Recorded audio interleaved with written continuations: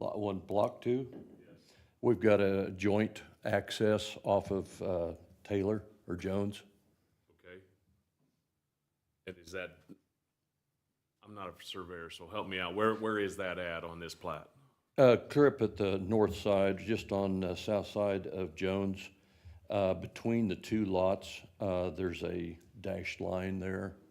It gives them access. The county only wanted to have one entrance rather than two entrances, so we chose to do a joint access. Okay. And then, did you have another question about the utilities? No, the utilities, I was more worried about access. I Okay. want somebody to not have access to the. Right. Okay, okay. You bet. Any other questions for Bert before he goes? All right, thank you. And the purpose of that joint access easement, we are starting to limit some accesses on some major roads, and Jones is one of them. So when it comes to multiple lots in a row like this, we try to have the joint access easement for those properties to utilize. All right, other questions for Mackenzie?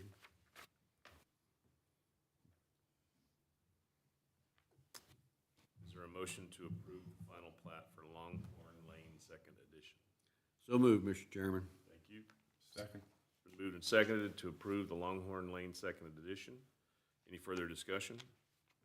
All in favor say aye. Aye. Opposed? I'll sign. Thank you. I wondered what they were gonna do with that stuff out there. Drive by it.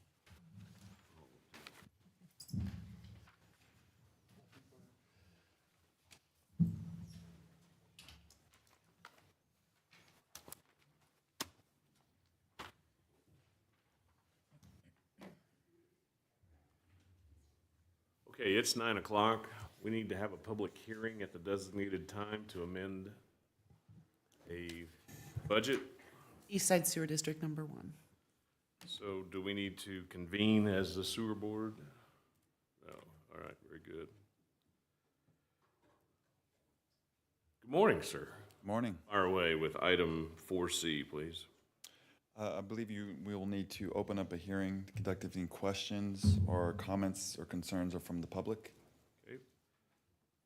Motion to conduct a public hearing on the 2025 budget amendment for East Side Sewer District Number 1. So moved. Second. Been moved and seconded to conduct a public hearing on the proposed budget amendment. You may proceed, and we'll then hear from the public. So background, Eastside Sewer District Number 1 is an established special district with Finney County that operates under Kansas budget law and requires annual adoption of a budget that reflects sufficient authority for planned expenditures. On April 7th, 2025, the Board of County Commissioners approved a grant agreement with the Kansas Water Office for the Water Technical Assistant Project, providing $165,000 to assist with design work related to the expansion of Sewer District Number 1. During subsequent fiscal review, the fiscal committee determined that the district's existing 2025 budget authority was not adequate to cover remaining design and project-related expenditures.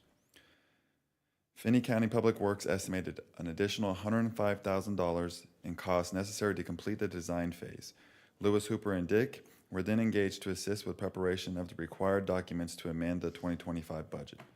The board originally adopted the 2025 Sewer District Number 1 budget on August 19th, 2024. So on November 17th, 2025, the board set the public hearing date for December 15th, 2025 at 9 a.m. Notice of the hearing was published in the Garden City Telegram on December 4th, 2025, in accordance with KSA 79-2929, which requires publication at least 10 days prior to the hearing. The amended budget ensures adequate expenditure authority to continue the project and maintains compliance with state budget law as the project spans multiple fiscal years. There are three alternatives for the governing body to choose from. Number one, the governing body may approve the 2025 amended budget for the Eastside Sewer District Number 1 following the required public hearing. Two, the governing body may deny the 2025 amended budget for Eastside Sewer District Number 1. And three, the governing body may give staff further direction regarding modifications to the amended budget or the timing of future actions. It is staff's recommendation, alternative number 1, the governing body may approve the 2025 amended budget for the Eastside Sewer District Number 1 with total expenditures of $273,390 following the public hearing. The fiscal impact on this is there's no additional fiscal impact beyond what was addressed in the original approval of the project. Because the project extends across more than one fiscal year, the amendment ensures our compliance with state budget law. The amendment only increases the budget authority needed to complete the already approved project using funds that are already available to the district. This amendment does not require new taxes, new funding, or additional county financial commitments. All right. Questions for Derek, and then we'll hear from the public. Hearing none. Anyone here wish to address the commission in the form of any public comment with regard to the notice of hearing given, the amended budget? No one is here for comment. All right. Commissioners, do you have any questions, or are we ready for a motion? Mr. Chair, I would move that we approve the 2025 amended budget for East Side Sewer District Number 1 following the required public hearing. Is there a second? Second. Moved and seconded to approve the 2025 amended budget as presented in this public hearing for East Side Sewer District Number 1. Any further comments? Hearing none, all in favor say aye. Aye. Opposed? Motion carries. Motion to close the public hearing. So moved. Second. Moved and seconded to close the public hearing. All those in favor say aye. Aye. Opposed? We're back in the regular session. Thank you. All right, thank you.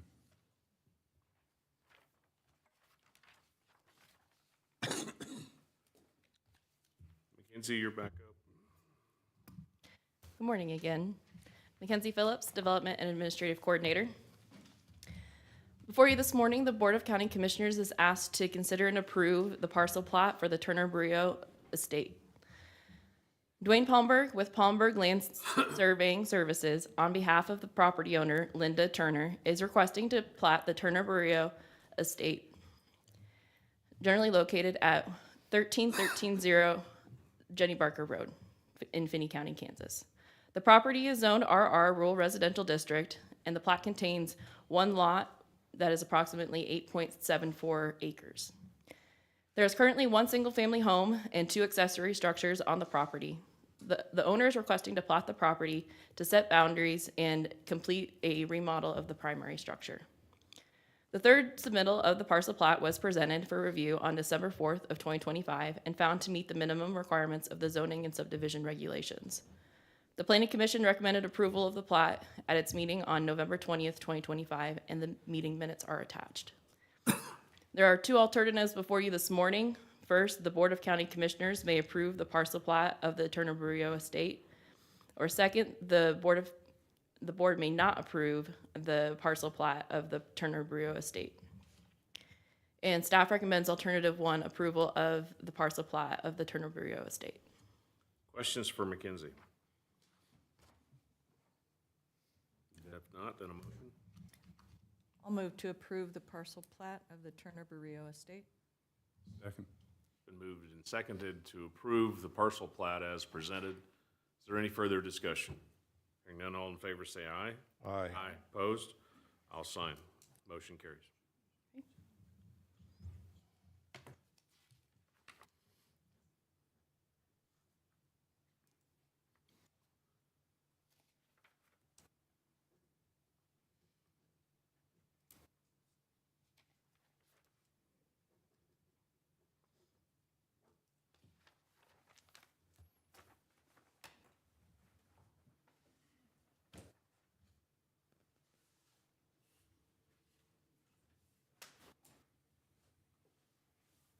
Please proceed. Next, the Board of County Commissioners is asked to consider and approve the parcel plat of the Martins Industrial Edition. Dwayne Palmberg with Palmberg Land Surveying Services, on behalf of the property owner, Michael A. Martin, is requesting to plat the Martins Industrial Edition, generally located at 7375 Turner Avenue in Finney County, Kansas. The plat contains one lot that is approximately 1.85 acres.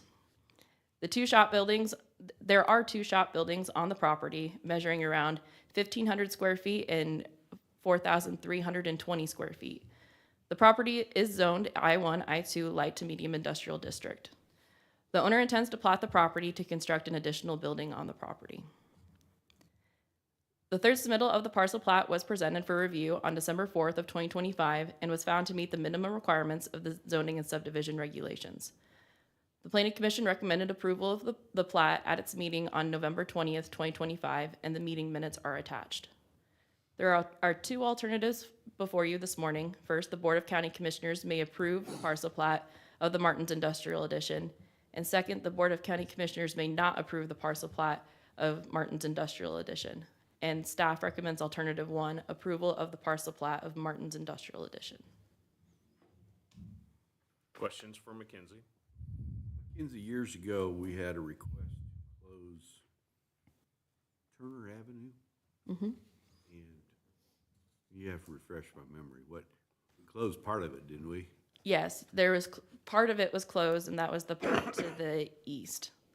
So it's, I believe this property and, no, I think it's east of this property. So anything east is, has been vacated. Okay. And that roadway easement is not maintained by the county. It is, it specifically states on the original plat that it is to be maintained by the HOA. Mr. Chairman, I move we approve the plat. Second. It's been moved and seconded to approve Martin's Industrial Edition, a replat of Lot 1, Block 3, IX Ranch, Second Edition to Finney County. Is there any further discussion? All in favor say aye. Aye. Opposed? I'll sign. Motion carries. Thank you.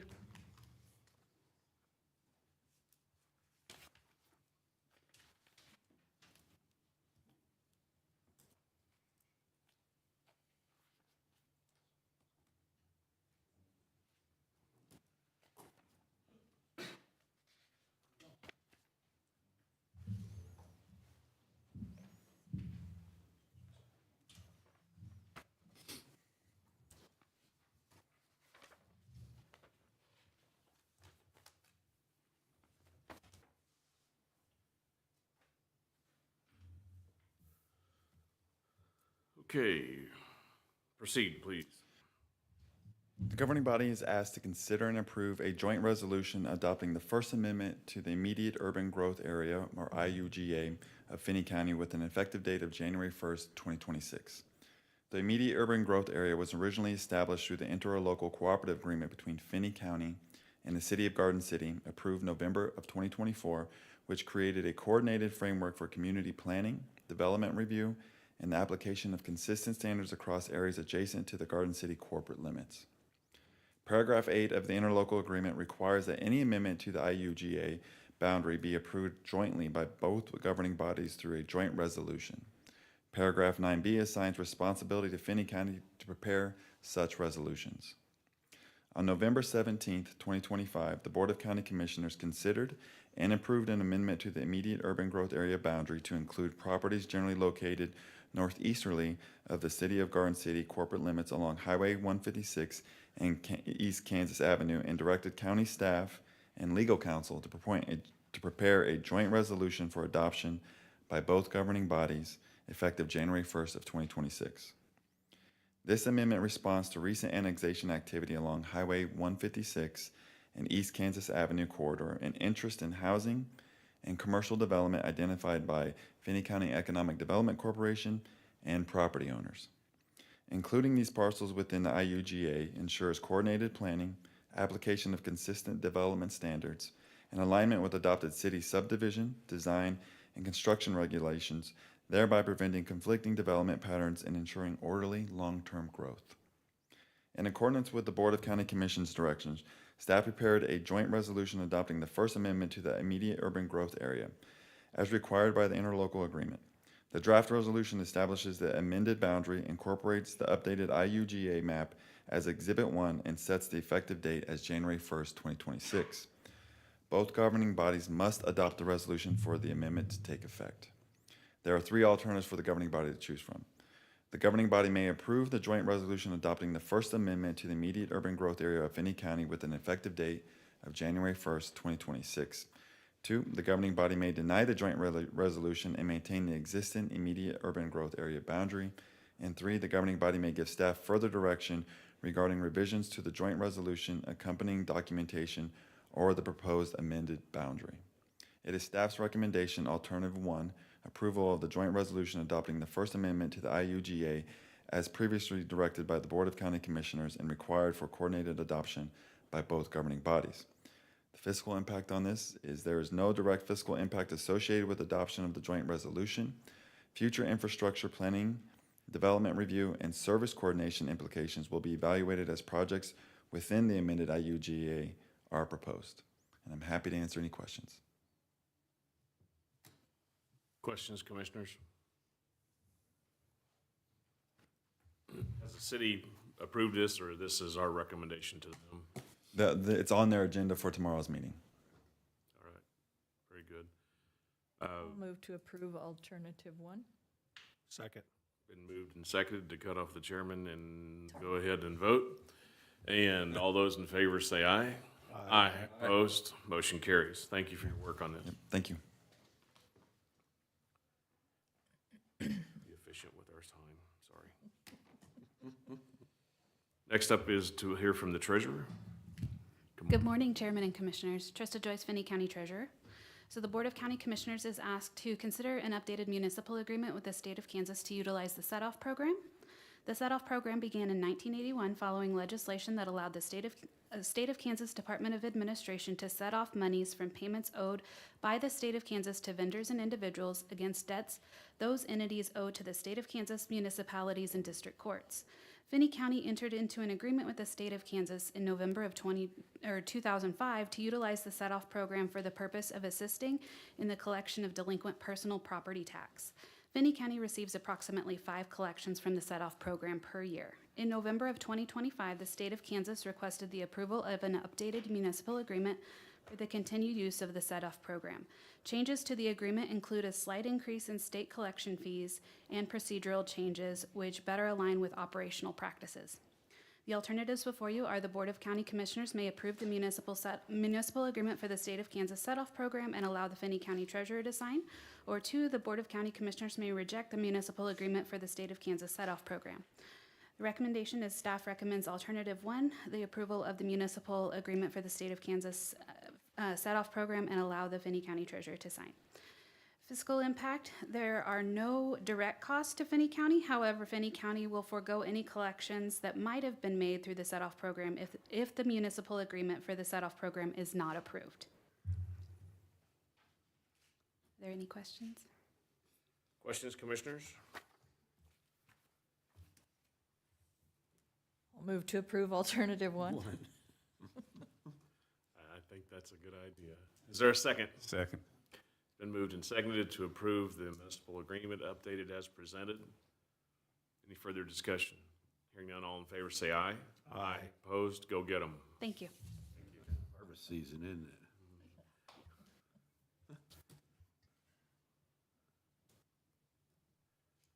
And we'll next hear from the Emergency Medical Services Director. Please announce for the viewing public, they should be getting to know you by now. Good morning, ladies and gentlemen. Kenny Smith, Finney County EMS Director. The governing body is asked to consider and approve the contract or agreement with First Due. A little bit of background, Finney County EMS currently utilizes Active 911. It's an email-based call notification system that assists with unit paging, address directions, and timestamping. Over the past several months, Active 911 has become increasingly unreliable, with repeated failures in message delivery and system functionality. As a result, EMS crews are not consistently receiving timely information necessary for effective emergency response. Approximately 2 years ago, when the City of Garden City transitioned to Tyler Technologies, the Garden City Fire Department adopted First Due as its operational software platform. Over the past 6 months, GCFD has graciously allowed us to test the First Due to determine whether it would meet operational needs. During this evaluation period, staff found that First Due provided significantly improved capabilities, including including real-time unit tracking, enhanced dispatch notes, more accurate location information, and improved mapping. First Due also supports pre-incident planning features that allow EMS to store access code and location details for residential and commercial properties, improving emergency entry when occupants are unable to open the doors. Based on operational testing, staff have determined that First Due is more reliable, more functional, and better aligned with modern emergency response needs than the existing system. The proposed contract includes a one-time setup fee of $1,800 and an annual subscription fee of $6,950 for 2026. Existing active 911 licensing cost is $787.50 per year and would be discontinued upon the adoption of First Due. You have three alternatives before you. The governing body may approve the agreement with First Due and authorize the county administrator to execute the contract. Number two, the governing body may deny the agreement with First Due and retain current active 911 system. Or number three, the governing body may give staff further direction regarding revisions to the proposed contract or evaluation of additional software options. Staff recommends alternative one, approve the agreement with First Due and authorize the county administrator to execute the contract. The fiscal impact for this First Due implementation includes a one-time setup fee again of $1,800 and the 2026 annual subscription fee of $6,950 for a total expenditure of $8,750. This purchase was not included in the 2026 operating budget for EMS. Funding for this first-year expense will be drawn from the EMS Equipment Reserve Fund, which has a current balance of $555,904.38. Beginning in 2027, the annual subscription cost will be incorporated into the EMS operating budget for ongoing funding. Are there any questions? Kenny, number one, how's their mapping? So their mapping, County work? yeah, how it's listed is through, it's very specific to address. So once dispatch gets the address and it pings on their system as far as where the call comes in at and what the caller gives the detail for, then they implement that address into the paging system, which then pages us out. Really what First Due is, it's an app-based, and so is Active 911, it's app-based. And so we still have the radios, right, for our Motorola radios that we will get paged across. But what this allows is not only verification of maybe where this incident is or the address is through the app and through mapping, but it also allows for off-duty personnel to see what calls are coming in, how busy the service is, or what the severity of the call is, to where they would be potentially come in and assist with calls. But it's very, very precise as far as. The reason I'm asking this question, because years ago we had an incident down at our office, and it's not on a county road, and the ambulance drove to the end of West Taylor Jones Road and stopped. They wouldn't go south because it didn't show up on there. We could see them down there, but they. Just for my purview, so the Active 911 app, as far as the mapping part of it, it's very convoluted in the matter of if the dispatchers don't put the right address in or the app doesn't read it right somehow, it would send us completely north when the call was south of town type of thing. So it wasn't very trustworthy as far as that app goes. And that's maybe what I could see happen there. Because, we've got roads that are closed in the county that are still on the maps. They show up on Google Maps. So I just wondered, I thought this would be interesting to see how they handle it. I know that when the city implemented this, they used current GIS maps, and the continuation of the new roads, or whether they're implemented or whether they've taken out, GIS was very involved in this process. Also, the public that uses 911 won't notice any change, basically? No, no. This is a very much internal aspect to increase our hopeful probability of getting on scene quicker. Good. So, Any other questions? Would this, if adopted, would this take effect January 1? I believe that's what the language in the contract states. I know that there's going to be a little bit of legwork, and I don't know what that legwork will consist of or what the time commitment on that side will be, but that is what the language on that contract states. Okay, but we could continue with the old system until, Yes, yeah. The old system is current, so the bad thing about Active 911 is because of Tyler Technologies and because it's such a pain, we haven't received Active 911 alerts probably in months. wow. So we are getting, through the city, we're using the first due, and so we'll still get those, yes. But I foresee it be very seamless transition. Council, have you reviewed the contract? Is it approved? Yes.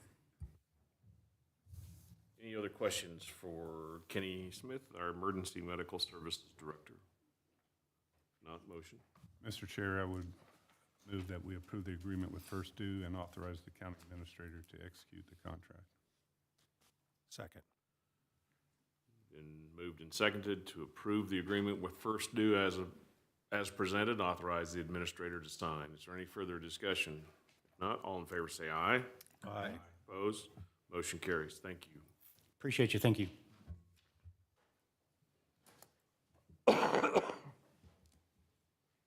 Next, we'll hear from the clerk. Good morning. Good morning, Commissioners. Today, the Board of County Commissioners is asked to consider and certify to the county clerk accounts from Sewer District Number 2 as delinquent and order the amounts to be placed on the tax roll. Since 2012, the clerk's office bills specific Sewer District Number 2 properties monthly for a lateral that was installed in 2012. The repayment was calculated in Resolution 36, 2011, which set the monthly fee at $42.36 per property for 20 years. The clerk's office annually reviews account delinquencies for Sewer District Number 2. One property is currently delinquent, and despite receiving monthly statements, letters, and phone calls, the account remains unpaid. Pursuant to KSA 1927A11, when ordered by the governing body of a district, the county clerk shall place the tax upon the tax roll for collection, subject to the same penalties and collected in the same manner as other taxes. You have two alternatives before you today. Number one, to authorize the chair to sign the order to the county clerk to place the delinquent accounts for Sewer District Number 2 on the 2025 tax roll as a special assessment, or decline to authorize the chair to sign that order to place the delinquent accounts on the tax roll as a special assessment and direct staff as to alternative collection attempts. Our recommendation today is to authorize the chair to sign an order to the county clerk to place the delinquent accounts for Sewer District Number 2 on the 2025 tax roll as a special assessment. The fiscal impact on this, in addition to simply repaying those construction costs, the fees collected are used to fund maintenance and repair of that sewer system lateral in Sewer District Number 2. So if you have any questions, I'd be happy to try to answer them. Thank you. Anything, commissioners? Motion? I'll move to approve alternative 1. Second. Been moved and seconded to approve the order as presented. Is there any further discussion? All those in favor say aye. Aye. Opposed? I'll sign the order. Thank you. Don't go anywhere. I'm not moving. Or O, cereal malt beverages, Madam Clerk. Yes, sir. The Board of County Commissioners is asked to consider the approval of 2 cereal malt beverage licenses, one for Hobo Truck Stop Number 2 and one for J-Mart Number 1. Both entities have met the necessary licensing requirements. Applications and related materials are available for review. Cereal malt beverage or beer containing more than 6% alcohol by volume cannot be sold without a valid CMB license that has been issued by the city or county where the licensee or where the license premise is located, the Board of County Commissioners must approve the issuance of the licenses to establishments located outside the city limits of an incorporated city. Finney County typically issues fewer than 10 licenses per year. So CMB applicants first submit their application to alcohol beverage control at the state with a $25 state fee. ABC then reviews the application and authorizes additional stamps to be affixed to the application. The application is then mailed back to the applicant along with the additional stamps, and then the applicant has to bring those into our office. And then we would bring those to you for approval. The county clerk office reviews and verifies applications and presents requests to the Board of County Commissioners for approval. Once approved, the certificates are provided to the applicants and the issuance is reported to the state. At the time of agenda publication, it's unknown if additional entities are to be considered. And we did get a call late last week from one of our applicants, so I will have a second request after we address this first one. For this first one related to Hobo Truck Stop number 2 and J-Mart number 1, your alternatives are to approve the issuance of the 2026 cereal malt beverage licenses for Hobo Truck Stop number 2 and J-Mart number 1 by authorizing the chair to sign the license certificates, or the board may decline to approve the issuance of the cereal malt beverage licenses for Hobo Truck Stop number 2 and J-Mart number 1 and direct staff regarding communication to the applicants. The county clerk's office has reviewed and verified that the licensing requirements have been met for Hobo Truck Stop and J-Mart number 1, and we would ask that you approve the issuance and authorize the chair to sign the 2026 cereal malt beverage licenses. Questions for the clerk? I haven't heard of anybody have any trouble with either of these vendors. Mr. Chair, I would move that we approve the issuance of the 2026 cereal malt beverage licenses for Hobo Truck Shop number 2 and J-Mart number 1 by authorizing the chair to sign the license certificates. Second. Been moved and seconded to approve alternative number 1 for Hobo Truck Stop number 2 and J-Mart number 1. Authorizing the chair to sign the license certificates. Any further discussion? All in favor, say aye. Aye. Opposed? Motion carries. We'll sign. Okay. Next. Before we go into the next item, related to cereal malt beverage licenses, one of our licensees we've been in contact with for about the last week, and this would be Maverick Truck Stop out by TA. They have had some difficulty getting their items back from the state. The state has confirmed to us that the items are on the way. We just didn't have them in time for this meeting. So they wanted us to ask if the board would be willing to approve that contingent on receipt of the additional items. The reason for that is because their current license expires on 12/31, and so they would be without the ability to sell until the next commission meeting, which would be January 5th. So I did tell them that I would present that to you all and let you determine whether or not you would like to do that. In my opinion, we should approve the cereal malt license conditioned on the clerk's approval and recommendation to the chair to sign. I'll make that motion. Second. Seconded to approve the cereal malt beverage license for Maverick located outside the city limits here in Garden City, conditioned upon county clerk's review and approval and the chair to sign. Is there any further discussion? All in favor say aye. Aye. Opposed? Motion carries. I'll sign when the clerk approves, if she approves. All right, I thank you guys for considering that. So we'll move on to the next item. For this, the board is asked to consider the request to register the domain finneycountykansas.gov. In order to authorize the chair to sign the authorization letter requesting responsibility for the domain name finneycountyks.gov. With the enactment of the .gov Act in 2020, the .gov top-level domain has transitioned to management by the Cybersecurity and Infrastructure Security Agency. The .gov top-level domain is available at no charge to qualifying organizations.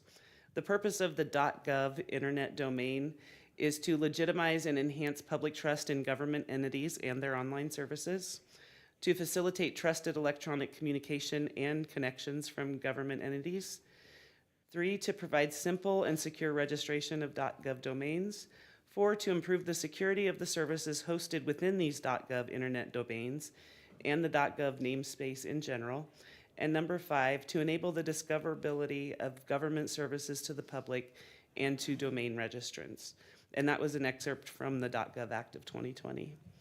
.gov domains are only available to verified U.S. government-based organizations, making it easy to identify governments on the internet. The public shouldn't have to guess whether the site they're on or the email in their box is genuine.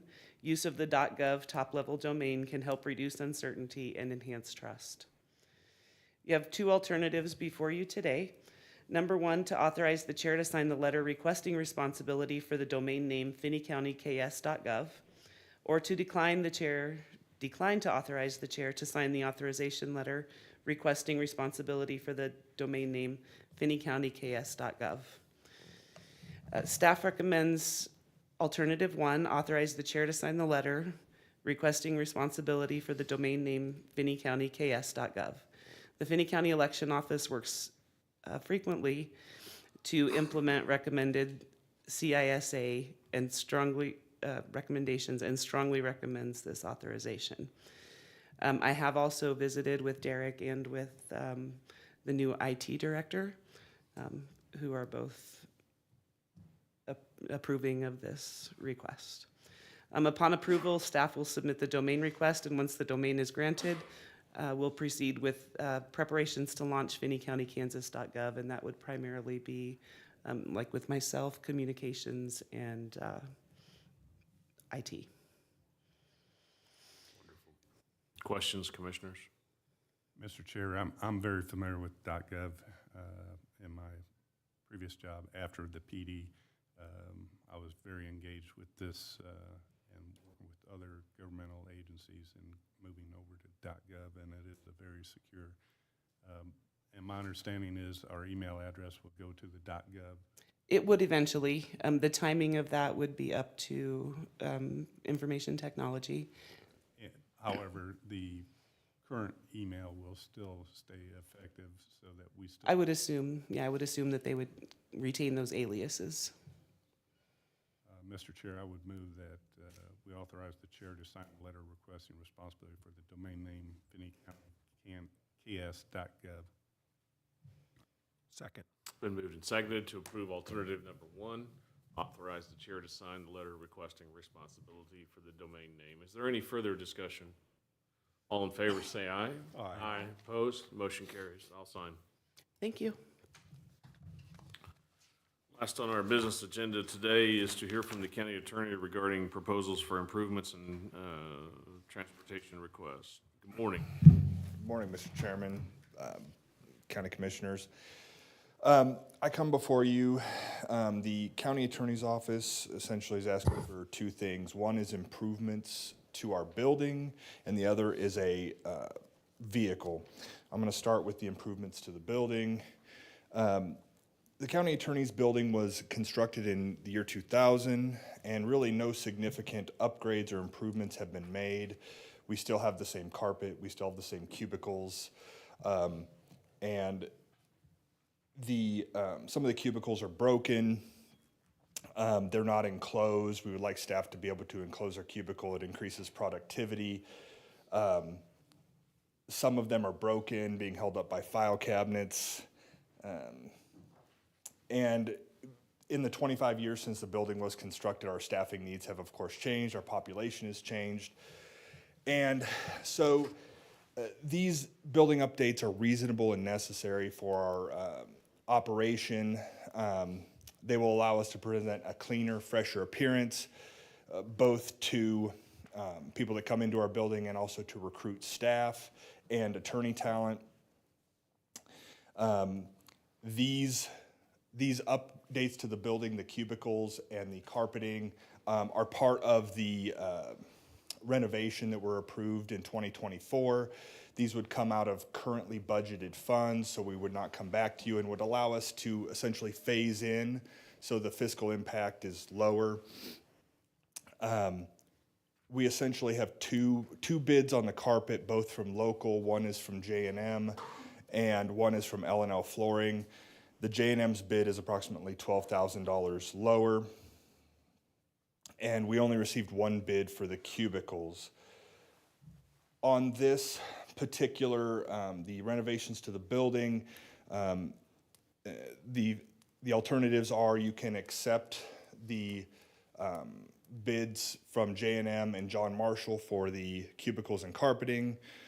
You can accept the bid from L&L Flooring and the bid for the cubicles, or you can reject any of the bids.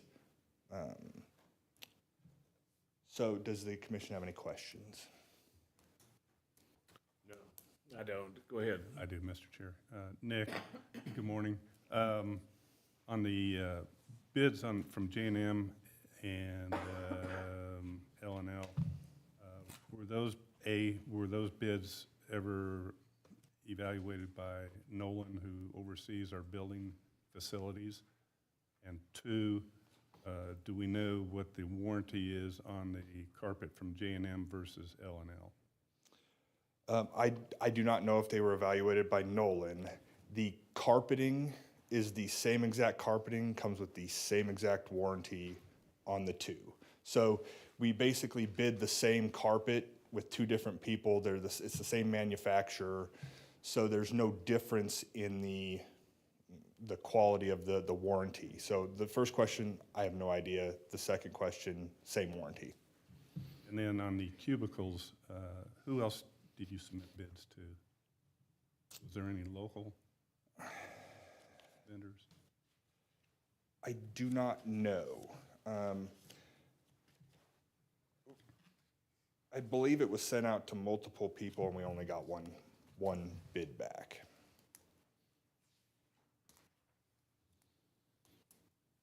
Do you know where John Marshall is from?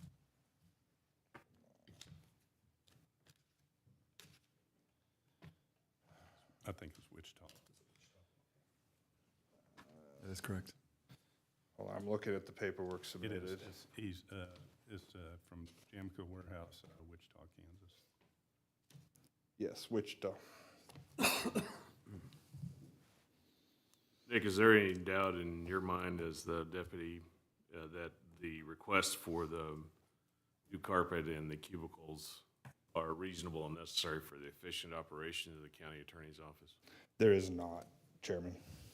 And the money is present in the budget to do these, and as I understand it, there's a real question as to compliance with the county's purchasing of products above a threshold of 30,000. Correct. That's why we're coming to you to ask for approval, because the amounts requested exceed the $30,000 threshold the commission has set for the expenditure of funds. And that's why we're coming here. We have the budgetary authority, but the county commission has not given us specific authority to spend those funds. But the appropriation of the funds has already been made in the 2025 budget, correct? That is correct. Other questions, commissioners? I don't have any questions. I did visit with Susan Richmeyer last week about this, and she did indicate that, I know that the county attorney's office doesn't have to abide by all of the policies that the county has for other departments and staff, but that they need to have their own policies. She said that they are working on that with Derek. I believe that is the case. That is correct.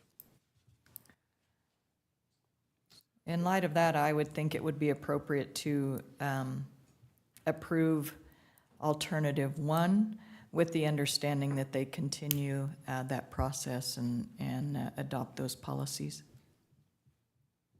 I'll second.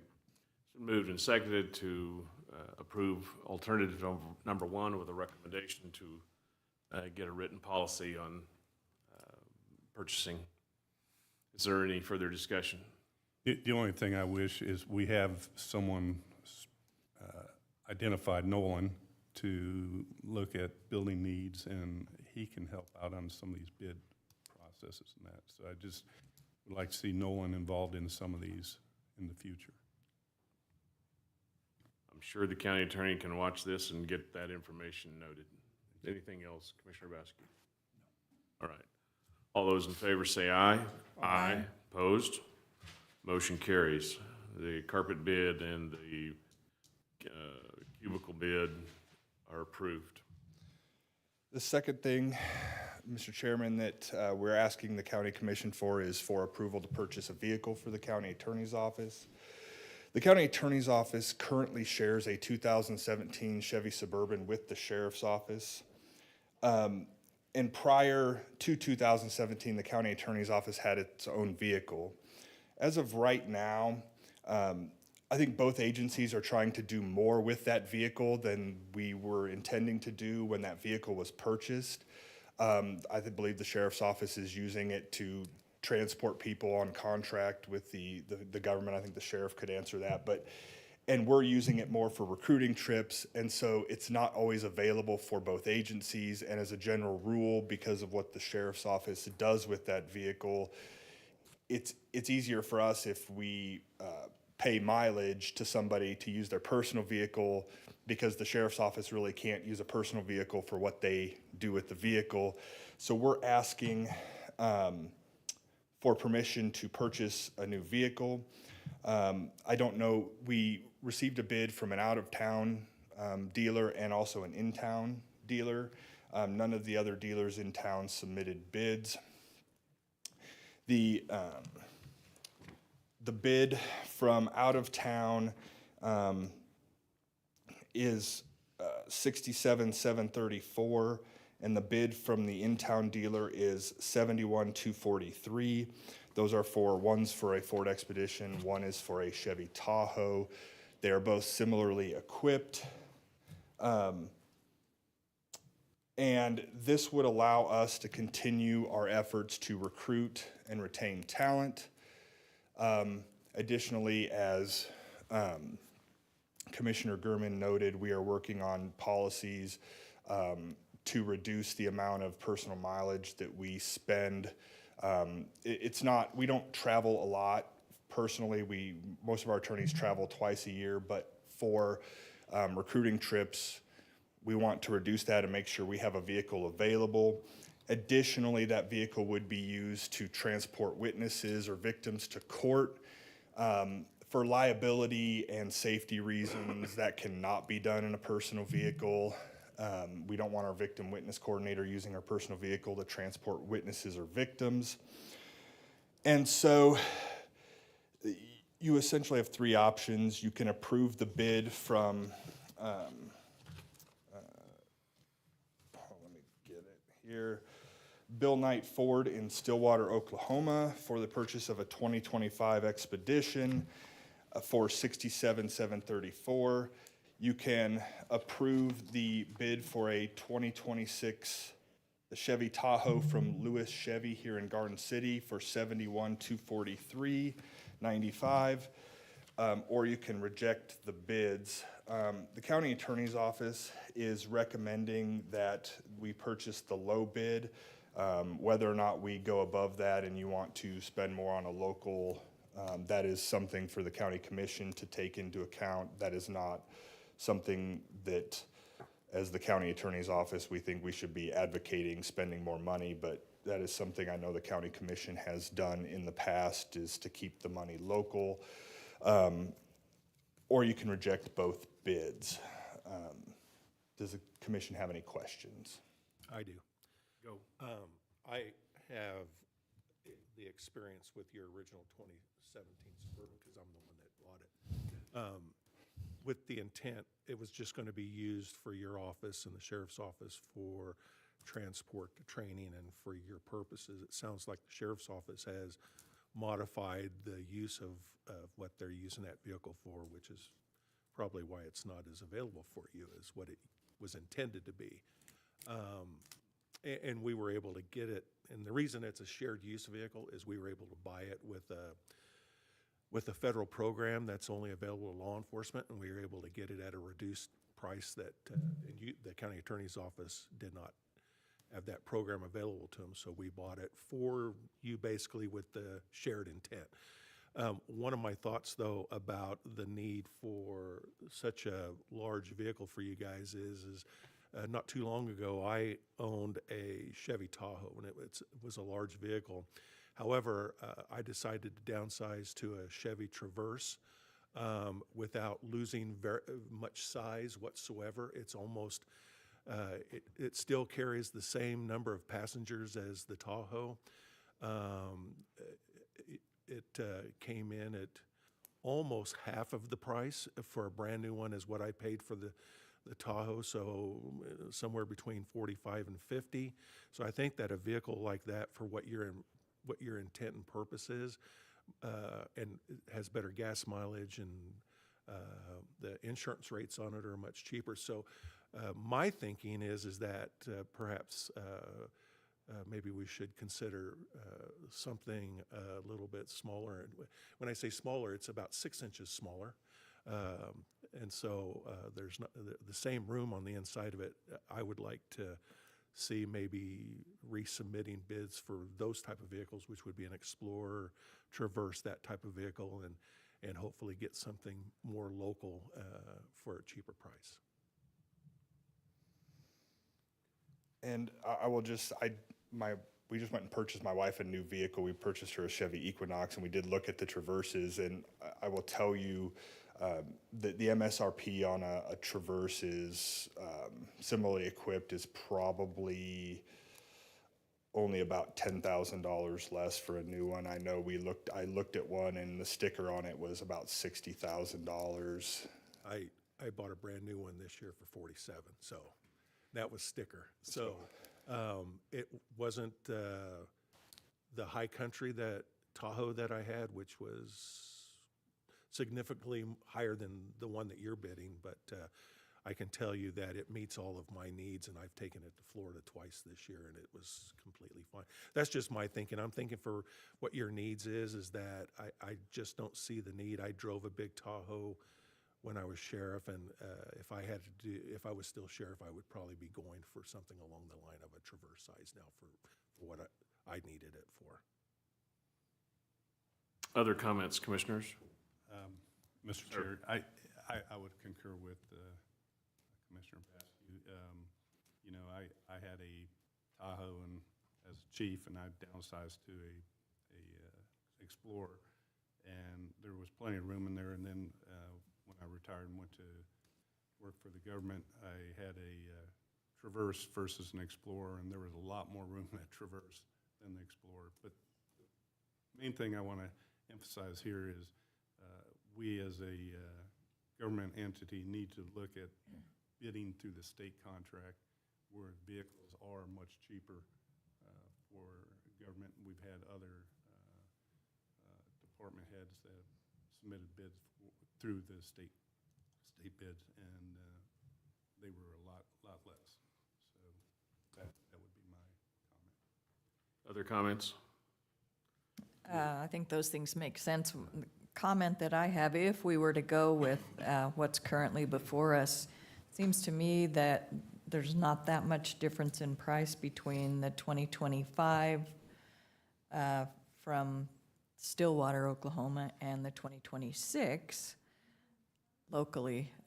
I'd rather use local and a year newer if we were to go with this. Senior?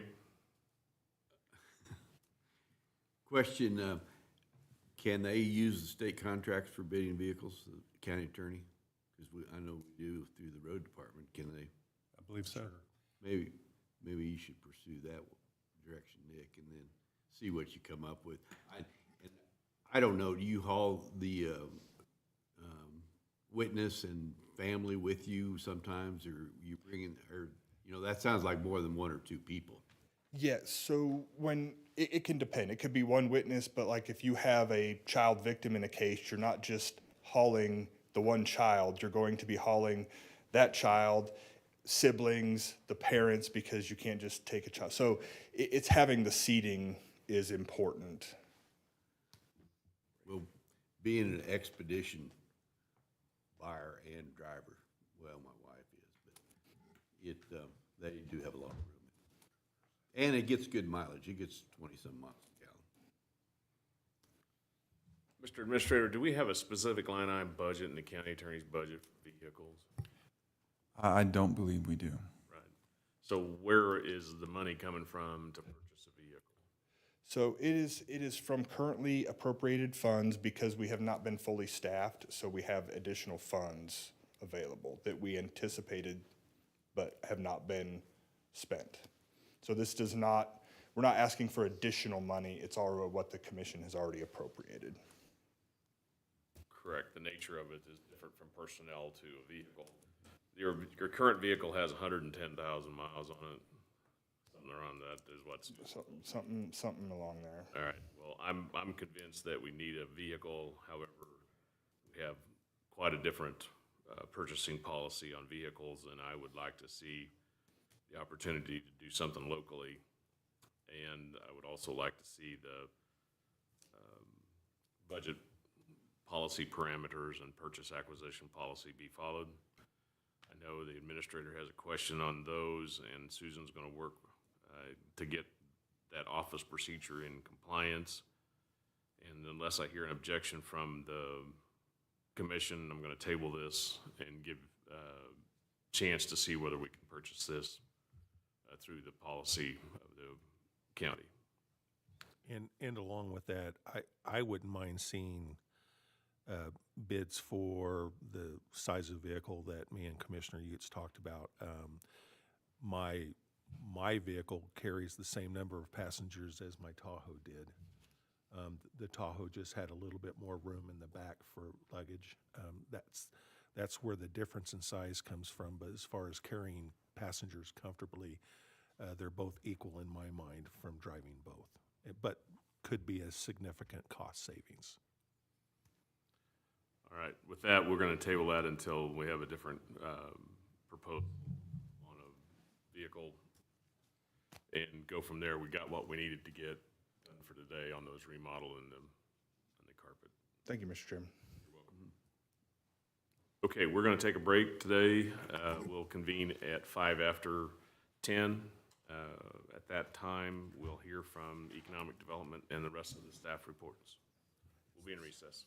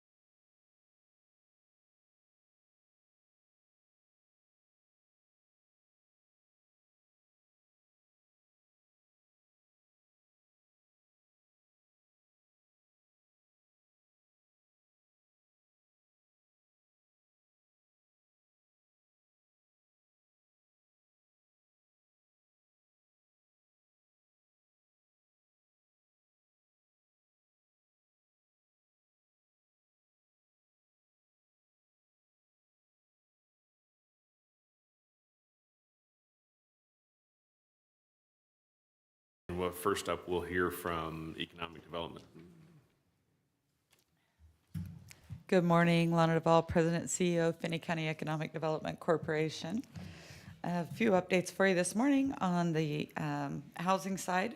We're seeing some good movement on some additional housing developments, several in that immediate growth area boundary that you all approved the expansion of this morning, so thank you for that.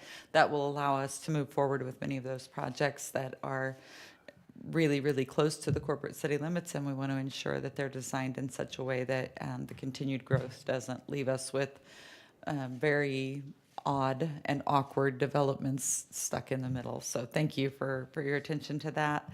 I also met with Country Acres, which is the Gary Spikes development. They've completed phase 1 and are working now to plat phases 2, 3, and 4. So we had a meeting with them and county staff last week to answer some questions and discuss changes going forward for them. And then the apartments are underway on Palace Drive. So if you haven't been by there, you can take a drive by. Those are going up pretty quickly. So we're excited to get those in place. How many stories are they gonna be? I think it's 3, I think is where we landed. Do what? I think they landed at 3. 3? Okay. I just driving by, I'm trying to figure out which. Yeah, I think that's correct. There were many iterations that went back and forth, so I don't remember for sure at this point. Is there any reason why we don't build anything higher than 3 stories? Is there some type of a city ordinance about that, or? There is not, no. It would be nice if Garden City had a high-rise that we could see as we drove into town, like when you're going to Great. It would be nice if we had about 100 stories of, yeah, I agreed, but Converse with the fire department. yeah, you do run into significant design and additional challenges. Once you go over the 3, sometimes 4, depending on how, but you get into steel construction, which increases the cost pretty significantly, as well as typically when you have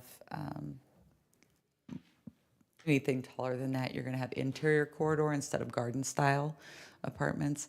And when you do interior corridor, again, your price, it goes up significantly, very similar to a mall or a hotel. Once you create more common space that doesn't actually generate revenues, the cost to build those gets pretty challenging. So yes, but agreed, we just need all the housing and just stack it on top of each other, right? Industrial and agricultural projects, we're working with several potential new industrial projects right now, large acreage projects, as well as some with higher employment needs. So we're working to balance those and determine for sure that we can meet all of their needs as we go through that process. So hopeful that we'll have some motion on those after the first of the year. A couple of those are wanting to move pretty quickly, so we anticipate that we'll see activity take place, I would guess, January, February at this point, which is exciting. Working on 3 large industrial expansions in the community right now. Empirical is operational now, and we're hearing good things, so that's exciting. And then you all have heard, I'm sure, about the Tyson plant closure in Lexington, Nebraska.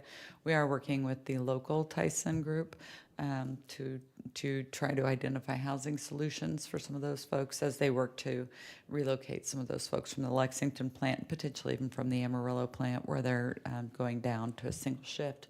So we'll continue to work with them on identifying housing solutions and creating housing solutions wherever possible for those as well. On higher education, K-State their new program is set to start in the fall of 2026.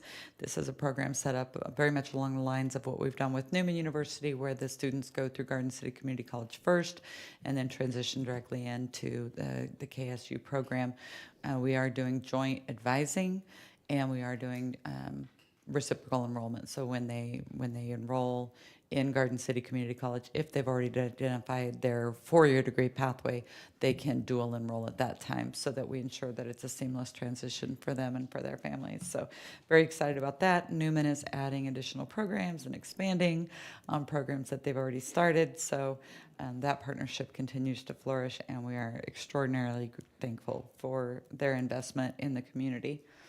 And then regulations, we've been working with the county staff to align the regulatory policies and procedures with future needs. There are a lot of things happening right now, and as a community, we need to make sure that we're in a position to act quickly when those opportunities arise, and also to have modern policies and procedures in place.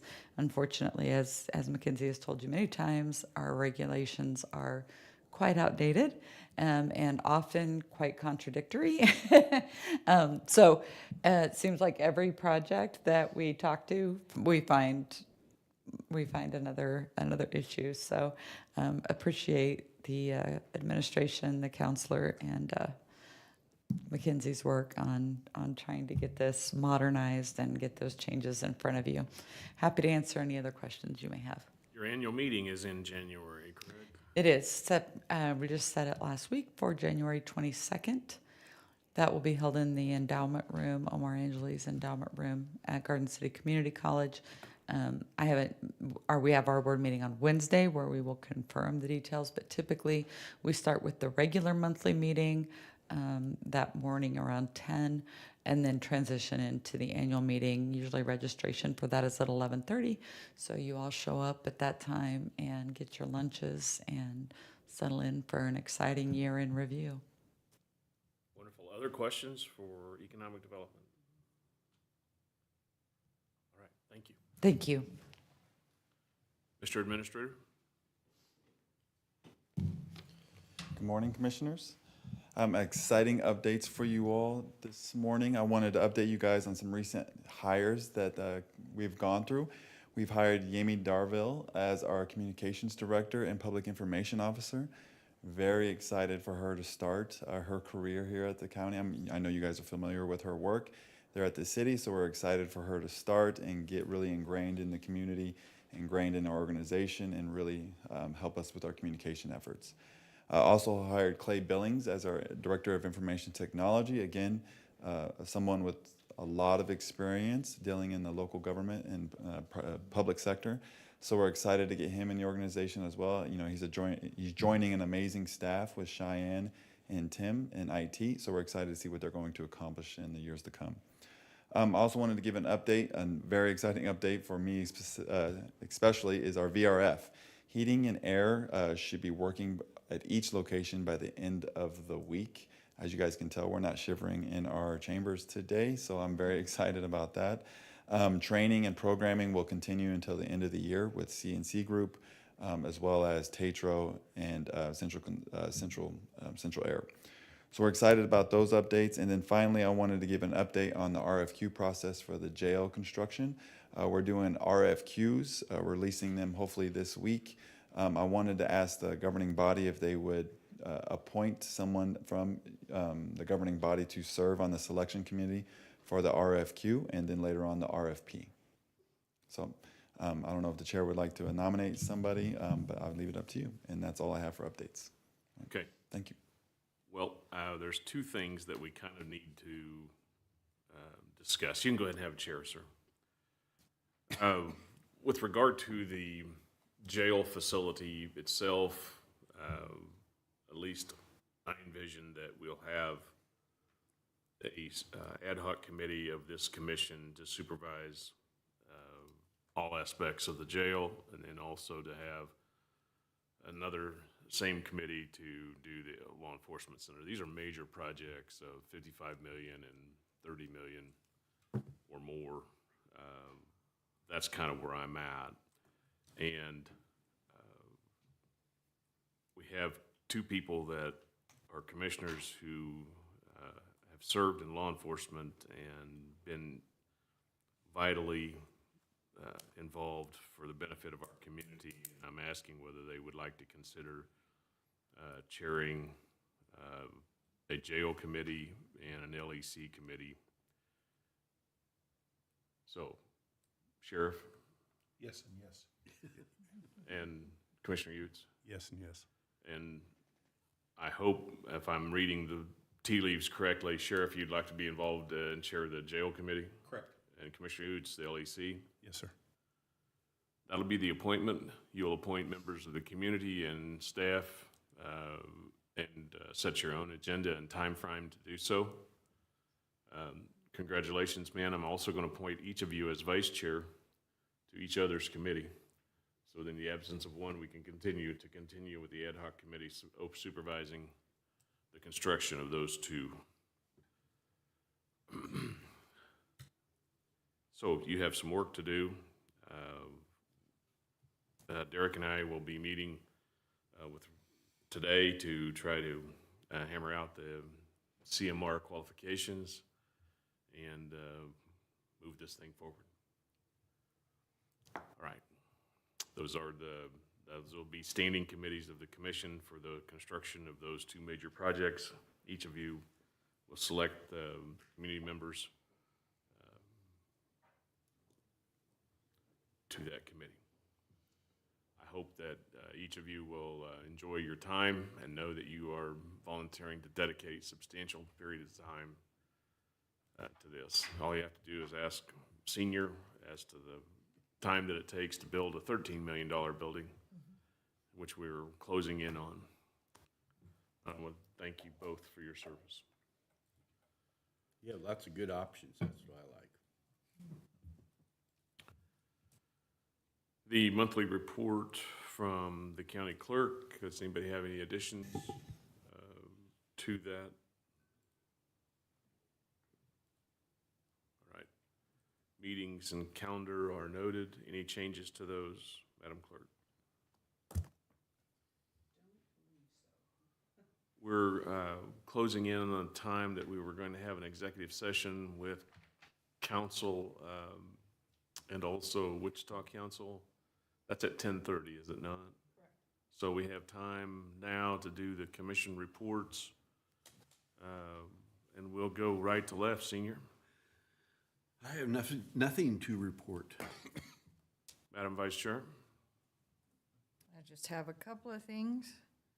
I was able to sit in on a meeting with Mackenzie, Derek, and Lana with Economic Development regarding updating the zoning regs and policies. These guys are working really hard for us. I really appreciate it, and it's some work that I think has been long overdue, and just working on one particular area right now, but hopefully we'll end up, getting through all of the different zoning regulations. Had a library board meeting, that went really well. They are thrilled. It was nice and warm in there. Everything went well. They're looking at, after the first of the year, going back to full normal hours. They're just a little bit abbreviated right now. And I did attend the Builders Association annual Christmas luncheon, and it was awesome. They did a good job. Also was able to attend the Western Kansas Career Showcases event on Friday. I think you may know that Gurman Homes was a stop on that, and I think they had about 50 high school students per group, and they had 3 groups come through. They debated moving us indoors to another facility because it was cold, but the instructor, Kurt Nemechek, said, well, they're going to have to get used to it if they're going to be working in this, this type of work. There will be days when it's really cold. So we did brave the cold. It was excellent. Those students they were polite, they were eager to learn, they had good questions. Dave, got to exercise some of his teaching degree, which he loved. And then we had lunch with the entire group at the refinery, which was, of course, it's a beautiful place. And that is such an amazing event. I am so glad that the county participates in funding that organization. And that's all I have. Commissioner Baskey. Okay, I attended the building meeting for Commissioner Jones at the Health Department EMS building. Just a status update. Everything appears to be on schedule. Took a tour of the building. It's coming along. I think I was at the one prior to that for you, or maybe two prior to that, but Two prior. yeah, but they have significantly come along with drywalling some of the building and everything, so. Are they having to heat it now? Because at one time they were having, the temperatures were fine for those guys working inside. But I don't know, we've had pretty chilly weather. Yeah, well, when I was at the meeting, it was still a really nice This day, day. so there wasn't any heating going on in there while I was there. So it was very comfortable on the inside. So, but they're still very confident in their timeline and everything, so. Let's see, I went to the KAC conference in Wichita last week. It's the first time I've been to a KAC event, even though I was a department head for 25 years. But I learned a lot from that side of the table with that. I will tell you, as your voting delegate, it was unanimously passed to go with their legislative agenda for after the first of the year. They made the comment that that's the first time that it went so fast. Nobody had any issues with the agenda, so they're moving forward with that. When I went to the KCCA meeting at the end, Kansas County Commissioners Association, Lon Pishney, who's our representative, kind of advised the group that for the first time this year, they're putting together a caucus of legislators and senators, well, I guess, House and Senate committee members who previously were city or county commissioners. I think they said there's 30 of them.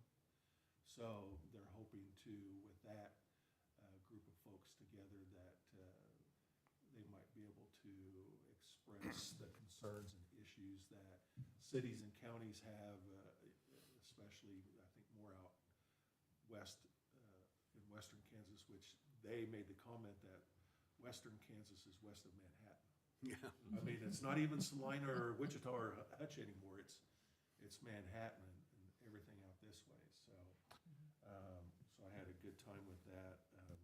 I do have a schedule that I'll ask the clerk to maybe make a copy for you folks of the upcoming events in 2026 involving well, this is for the KCCA, so we'll get that. And there was another item of important information that I gave her to make copies of for you, of a presentation given by a former Ford County Commissioner, but I believe she's in Pottawatomie County now, but something that they've worked with K-State to put together about how your tax dollars, revenues from like the casino and other things are spent, or how they are shuffled or not shuffled down to the counties, and some ideas and thoughts that they had about maybe improving that to kind of help us with property tax relief and those kind of things. So anyway, that's all I have to report. Do you think it would be a good idea to put on our website here in Finney County, the Kansas Association of Counties legislative agenda, since it was unanimously passed? Yes, wouldn't hurt. Yeah. I would think so. And Mr. Administrator, would you see that our public information officer makes those changes to the website and get that legislative policy on our website? Yep, we can do that.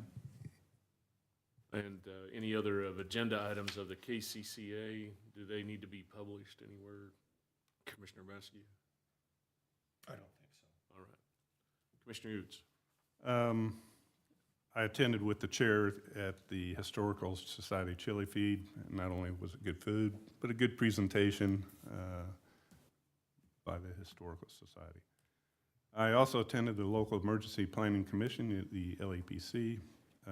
They reformed their the committee with new chair being the police chief and the vice chair being the fire department chief. And they're doing a lot of great work at moving forward with many new updates on the emergency operation plans. Also had a presentation by GIS, which was very remarkable, what they can do, what they have done. They even talked about doing flyovers to identify locations that were private property during the riverbed cleanup so that we didn't go into property that we shouldn't be in. So they also showed us their mapping software on where warming shelters are, tornado shelters are, and even fire hydrants that are serviced. Interesting is some future mapping with, don't ask me what ARGIS is, ARGIS, but it's a mapping of critical incident structures for next year. It'll help show internal structures of buildings to assist first responders, locations of hazardous materials. They discussed future training needs that they're going to be doing in 2026. Also, we discussed FEMA online training. Kevin and I, Commissioner Baskin and I both went through this in our law enforcement. But I think it's critical for some of our department heads to attend some of this or go through this. When we have a critical incident, if we need our road and bridge, GIS, whoever that attends, they understand, even commission, ICS 100, 200, and 700, basically intro into instant command system, basic instant command system for initial response, and intro to the National Incident Management System. Sheriff and I have both been, or Commissioner Baskin and I have been both through this. It's boring, but it gives you a good understanding when there is a critical incident, especially for the chair, when they have to sign proclamations for emergency disaster. Last week, I also attended Sandra's retirement reception from the appraisal's office. Congratulations to her, 38 years. But she had to remind me how old I was. She said, Mike, you know, the first time I met you was in 1984 or 1985 when she worked at the Quick Mark, and she was a victim of a robbery. And I was one of the officers responding. It's amazing how you do connect. But congrats on Sandra, and congrats to the appraiser's office and the county for giving her a great send-off. Okay, my report is the update on the Western Kansas showcases, as alluded to by the vice chair. This showcase was fantastic. I spoke to the students at the gathering for lunch and also had the opportunity to meet Mike Gibson. He's the executive vice president of the Associated General Contractors, AGC, here in Kansas, and he did a dynamic presentation on workforce development, and he and Joe Coles are going to work together to dovetail their efforts to make sure that at the state level their workforce development is following what we provide, because quite frankly workplace development is coming from some state tax dollars, and it's really a nice program at the state level, but our local program is doing more for us in Western Kansas. I have invited Mike and Joe to coordinate in March or early April to come and give us a presentation for our consideration of continued funding to the Western Kansas Career Showcase program. As everybody may recall, our funding of the showcases is now a general fund obligation, and which means it comes on the backs of everybody who pays taxes rather than from any other source of funds that we have. The other update that I have with regard to Compass Behavioral Health is that an incredible budget is proposed for tonight's board meeting. Folks, Compass Area Mental Health has gone from 200 employees to 305 in the last 2 years. To say that you cannot recruit and obtain and retain quality, high efficient, highly educated people to Western Kansas is wrong. You can, but it takes leadership. And both the board and executive staff of Compass have made it happen. And you'll see that their designation as a CCHBC, community health designation, gives them 24-hour a day, 7 days a week ability to help people in mental health crisis. This is a big deal for Finney County and a big deal for Western Kansas and the 22 area counties that are supported. And Area Mental Health, Compass, you know, I'm going to get the chastisement again from Lisa Southern, who's the executive director, that it's Compass Behavioral Health and not Area Mental Health. But for the people that have been around here long enough to know, that's how it started out, and its tax funding is to that entity, although they have chartered a great ability to help people throughout western Kansas, and they're the only shop in town that has a youth facility for youth in crisis. It's such a blessing to our community, and our future is our youth, and those who have mental health experiences need to have the best care, not adequate, the best care possible. Very proud to serve on that organization, and I'm glad the taxpayers authorize us to support Compass Behavioral Health. That's my report, and we have a need for an executive session that it was scheduled 4 minutes ago, and I got windy. Thank you, everybody, for your reports. Madam Counselor, is there a need for an executive session? How long and persons to participate? There is a need for an executive session. The reason for that is attorney-client privilege. We will need the board, myself, the administrator, Mackenzie Phillips, and Lana Duvall, and then we will have Trish Foth and Molly Morgan, both from Folston, Siefkin, and Wichita. And they'll be joining us, those two will be joining us via Teams. How long? We need an hour.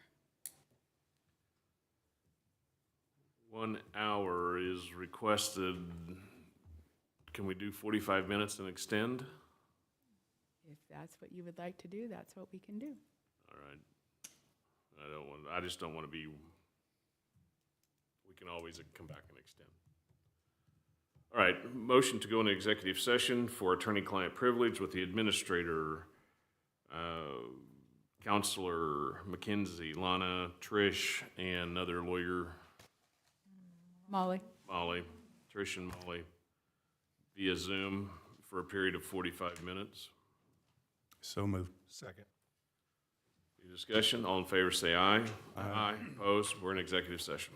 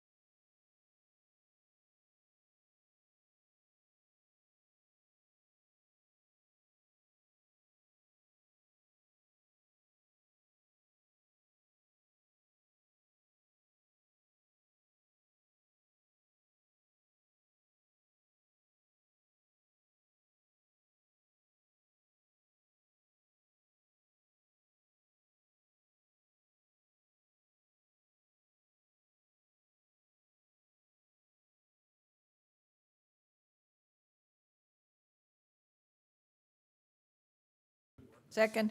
Moved and seconded to go back in regular session. All those in favor say aye. Aye. Opposed? We're back in regular session. I'll confirm that no action was taken. Madam Counselor, Need to take action? We do need to take some action.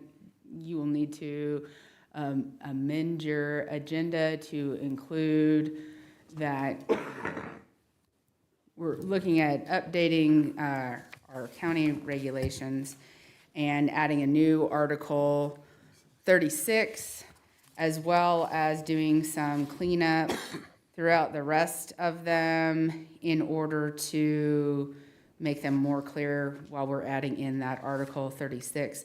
What we're actually doing is recommending that we're sending this over to the Planning Commission for their review and their recommendation as to the updates. There are a total of 10 pages that will be sent over to the Planning Commission today to include that Article 36 as well as the other redlined throughout the different portions of the code. Madam Counselor, what I was confirming to the public is that no actual action was taken in executive session. That's correct. No action was taken in executive session. We'll need to take some action now, as stated. Is there a motion to send the proposed new zoning regulations as amended, new Article 36 and amendment of the existing code to the Planning Commission? Stated by both participants, I so move. All right, is there a second? Second. It's been moved and seconded, along with the county councilor's observations, that we send the recommendations to the planning commissions for amendment to the zoning regulations, providing for a new Article 36 and amendment to the existing zoning regulations as proposed and set forth in a 10-page document that we have reviewed. Is there any further discussion? All those in favor say aye. Aye. Opposed, motion carries. The viewing public should know that the proposed amendments to the zoning regulations will come before the Planning Commission as published on their schedule. Should it receive favorable vote from the Planning Commission, will be returning back to us for final action. All right. Now, is there a need for an additional executive session? There is. And what's its purpose and how long? It will be for attorney-client matters as well. We'll need the board, myself, and the administrator in there. I don't believe this one should take more than 10 minutes. 10 minutes it is then. Is there a motion to go into executive session for attorney-client privilege with the counselor, administrator, and the board? So moved. Second. Moved and seconded for the executive session. Any discussion? All those in favor say aye. Aye. Opposed? Motion carries. We'll be in executive session for 10 minutes. We'll be right back.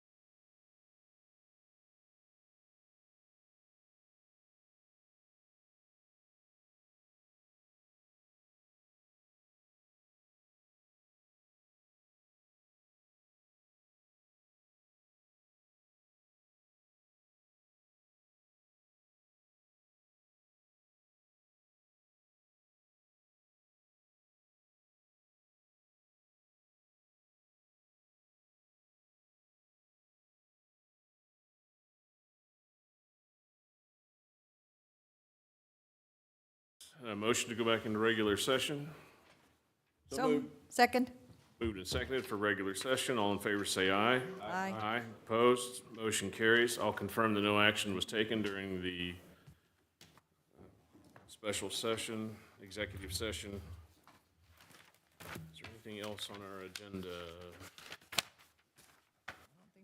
I don't believe so. Is there any other business before the commission? Senior, your motion to adjourn? Second. Been moved and seconded to adjourn without other discussion. All in favor say aye. Aye. Aye. We are adjourned. Thank you.